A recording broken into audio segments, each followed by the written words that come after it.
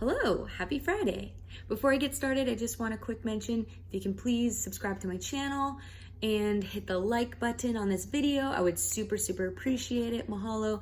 Let's get to the word. So the word that the Lord gave me this week is the word after. The problem with the word after is that there are a lot of definitions to the word after. I would like to focus on two today. And they're both in context of the phrase that a lot of Christians have heard before. But the Lord had described a man named David in the Bible. And David is the same David as David and Goliath. He described David as a man after his own heart. Now, as Christians, we've heard this phrase over and over and over. And the Lord gave me a new perspective on this word and on this phrase. So we're just going to read from 1 Samuel 13 and 14. So the Israelites wanted a king. The Lord appointed Saul as the king. And like all of us, Saul made mistakes. But he made a mistake that was detrimental to his reign as king. So this is the Lord talking through the prophet. But now your kingdom shall not continue. The Lord has sought a man after his own heart, and the Lord has commanded him to be prince over his people because you have not kept what the Lord commanded you. And that's 1 Samuel 13 and 14. So he's talking about David, that he's going to seek out a man after his own heart. So this brings us to the first definition that I want to focus on. The definition is in allusion to or in imitation of. And of course, if the Lord is going to appoint someone to be king over his chosen people, over the Israelites, he wants that person to imitate his heart. And that's the perspective that I had on a man after God's own heart.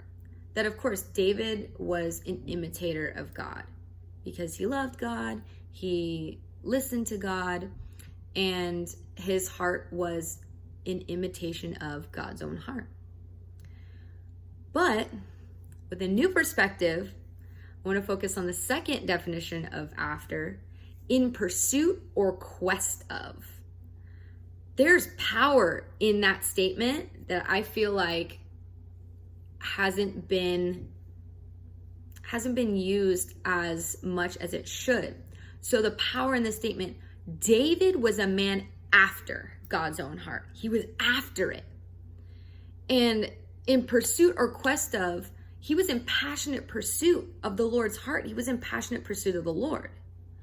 And in Acts 13:22, Paul's talking and he says, when he had removed him, Saul, when God had removed Saul, he raised up David to be their king, of whom he testified and said, I have found in David, the son of Jesse, a man after my heart who will do all my will. The Lord chose David not only because he knew David would imitate him, but that David would be in passionate pursuit of God's heart, passionate pursuit of him. He would be after God's heart. So, applying that to our lives, applying that to my life, am I after God's heart, or am I just after God's heart? Of course, I want to be the latter. I want to imitate God, and I want to be an example of what a Christian looks like, Christian, Christ-like. But I also want to be after God's heart. Is my fire constantly being stoked?